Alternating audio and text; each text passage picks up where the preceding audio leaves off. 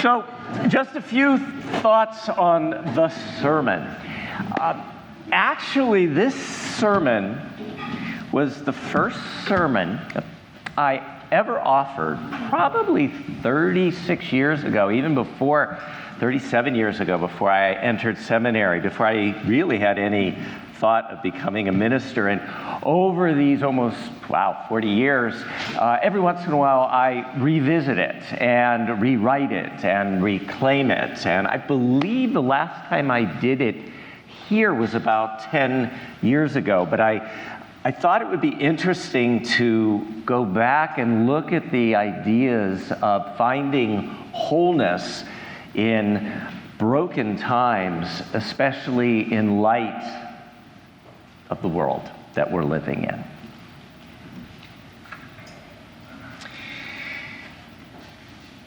Wholeness does not mean perfection, says author Parker Palmer. It means embracing brokenness as an integral part of life.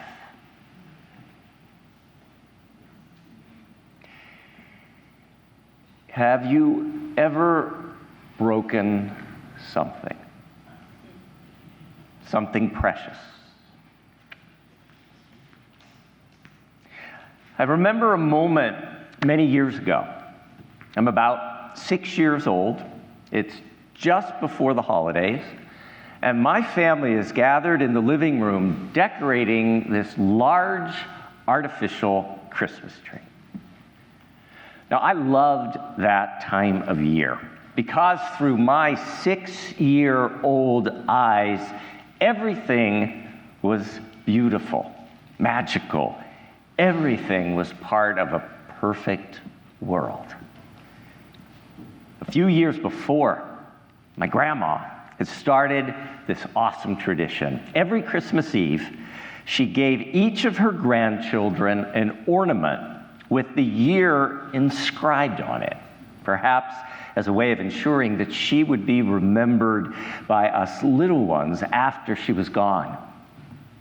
It worked, Grandma. Now, of all the ornaments that my grandmother had given me, my absolute favorite was a blue hand-blown glass pig. On its head was a blue paper party hat that was trimmed with silver tinsel. I loved its color, I loved its sparkle, but most of all, I loved that woman who gave it to me. Now, 6-year-old me can't wait to find Grandma's ornament. I'm excited as I find that small, special cardboard box. Quickly, the lid is opened and tossed aside. The white tissue paper is hurriedly unwrapped. "Look, I found Grandma's pig!" I shout. In an instant, I'm up on my feet, running toward the kitchen to show Mom. Somehow sensing those things that only moms can sense, she calls out a warning. "Tim, slow down. You're going to drop something." I keep running, looking down at that blue ornament in my hands. "Look, I found Gram."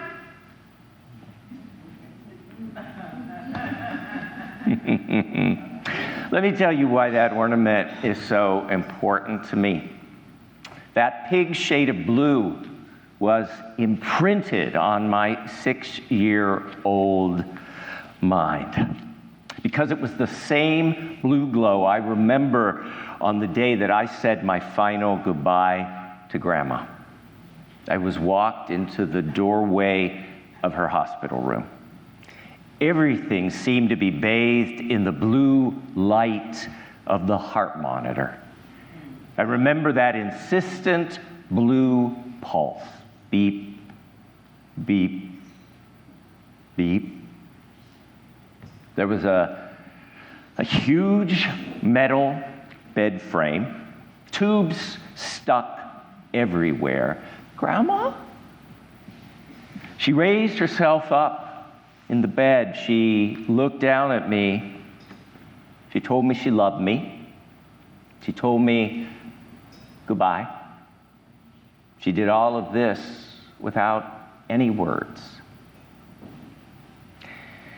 I stood in the blue light of the heart monitor, still glowing out its fading rhythm.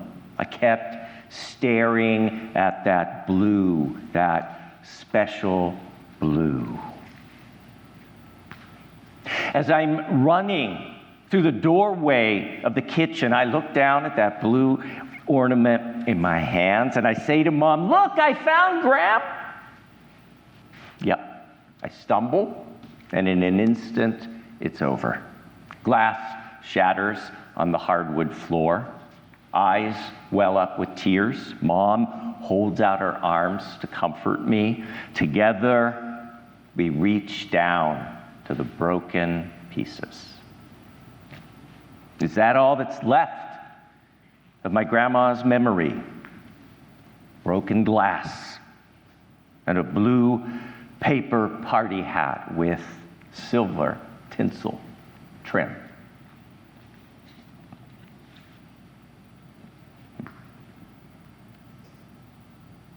Have you ever held something precious? A child, a friendship, a love.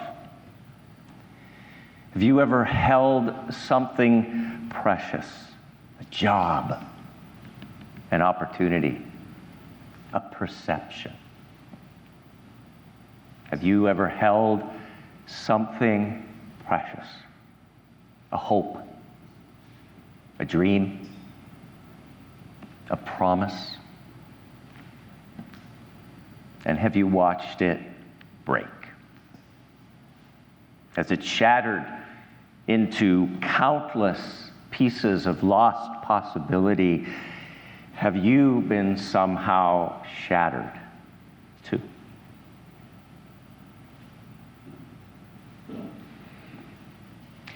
Psychologist Estelle Frankel writes, "I've come to understand that each of us has something in ourselves or in our lives that is incomplete or broken.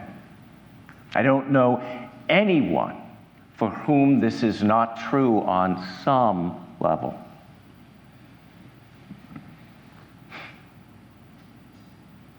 There's an old myth.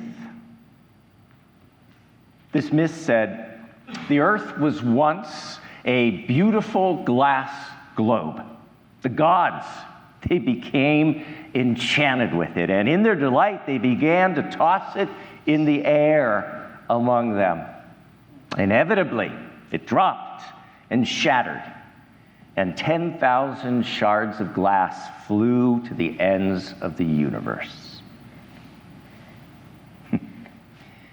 Be careful, that ancient story warns us. You are heirs. We are heirs to that breakage.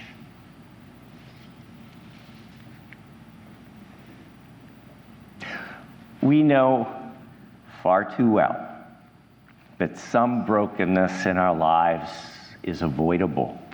We create it by our choices, our carelessness, or as the Buddhists like to say, our unskillfulness. Some brokenness in our lives is caused by others, their choices, their carelessness, and sometimes their unconscionable cruelty. Some brokenness in our lives is caused by what theologian David B. Hart calls the forces of chance that shatter living souls. Could we say that together? That's a powerful image. The forces of chance that shatter living souls. Earthquakes and mudslides, colossal waves and fires, a loved one's depression, a drunken driver, a doctor's diagnosis. And some brokenness in our lives is just inevitable. It's a part of being alive. Disappointment is inevitable. Change is inevitable. Aging is inevitable. Decline is inevitable. And, dear ones, for each of us, at some point, death is inevitable. But something else is inevitable. Could we say that together? But something else is inevitable. Just as my mom reached out her arms to comfort me, something reaches out to us, offering more than just a warning. Pema Chodron, the first American woman ordained as a nun in the Vajrayana tradition of Tibetan Buddhism, writes, "When things fall apart, when the bottom falls out and we can't find anything to grasp, it hurts a lot." There's definitely something tender and throbbing about groundlessness. Things falling apart is a kind of testing and also a kind of healing. We think that the point is to pass the test or to overcome the problem, but the truth is that things don't really get solved. I'm going to say that line of Pema Chodron's again. The truth is, things don't really get solved. They come together and they fall apart. They come together, they fall apart. Then they come together, then they fall apart. It's just like that, over and over. Come together, fall apart. The healing, says Pema, comes from letting there be room for all of this to happen. Room for grief, for relief, for misery, for joy.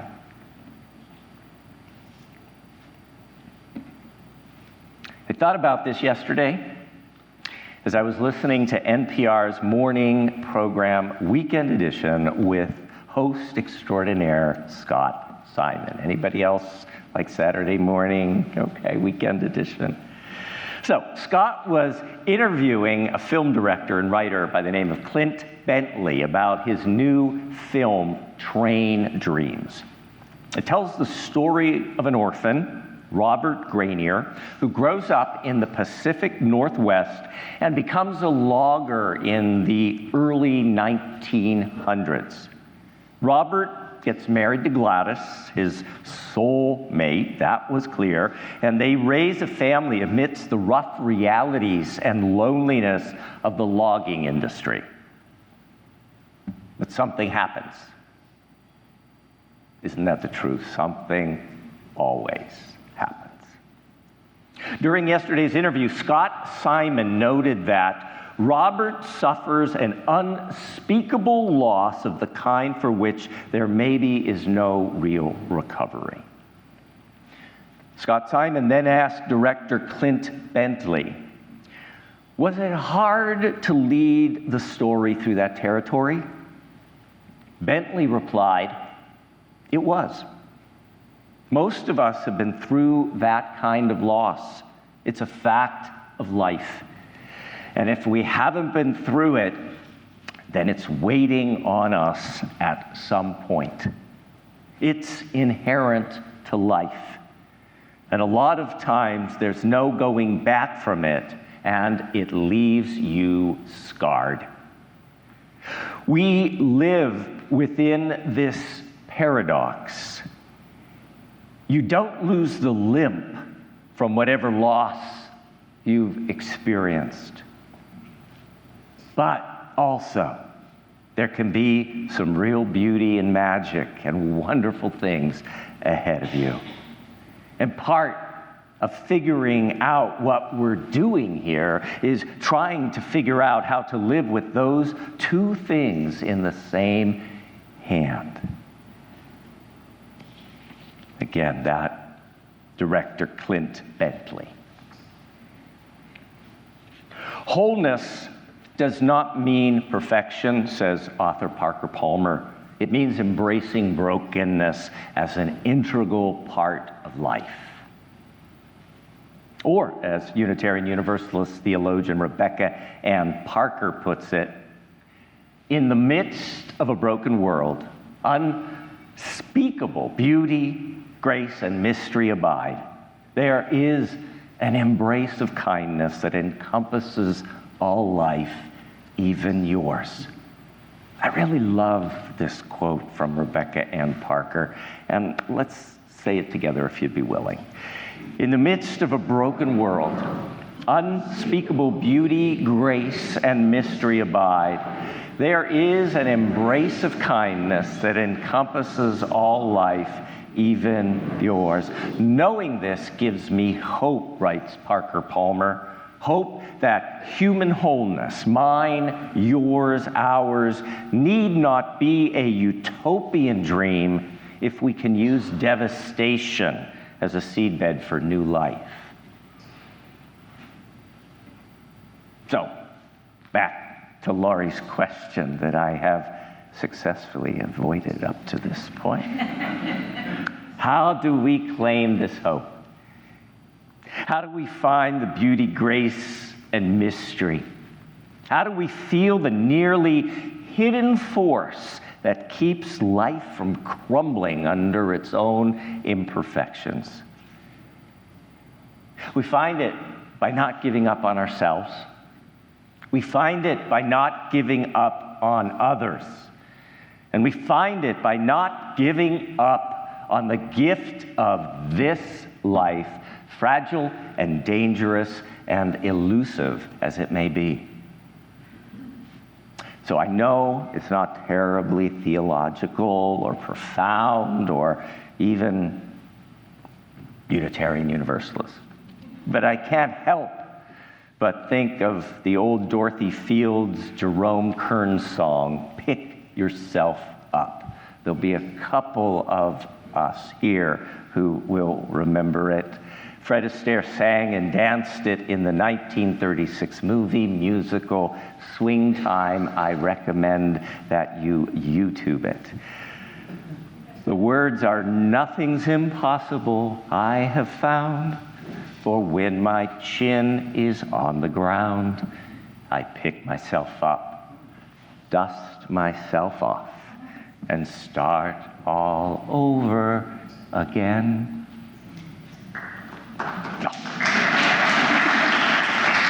I'm not dancing like Fred Astaire, let me tell you that. So that's it. Pick up, dust off, start over. We find hope by picking up the broken pieces and beginning to reshape them into something new. And if we ourselves are not in a place of brokenness, or even if we are, we share hope by helping others to pick up their broken pieces and begin reshaping them into something new. Isaac Ben Luria, one of the world's greatest religious thinkers, called this task the great crisis and the great opportunity of being human, to again and again rebuild with our broken pieces. He called this tikkun hanefesh, the rebuilding of our soul. He called this the great crisis and the great opportunity of our collective humanity to again and again rebuild the world with its broken pieces. He called it tikkun olam, the rebuilding of our world. And is not this the great call of a spiritual life? Is not this the great call of our church community? Is not this the great call of our Unitarian Universalist faith? Rebuilding the world, piece by broken piece. Que así sea, bendito sea. May it be so.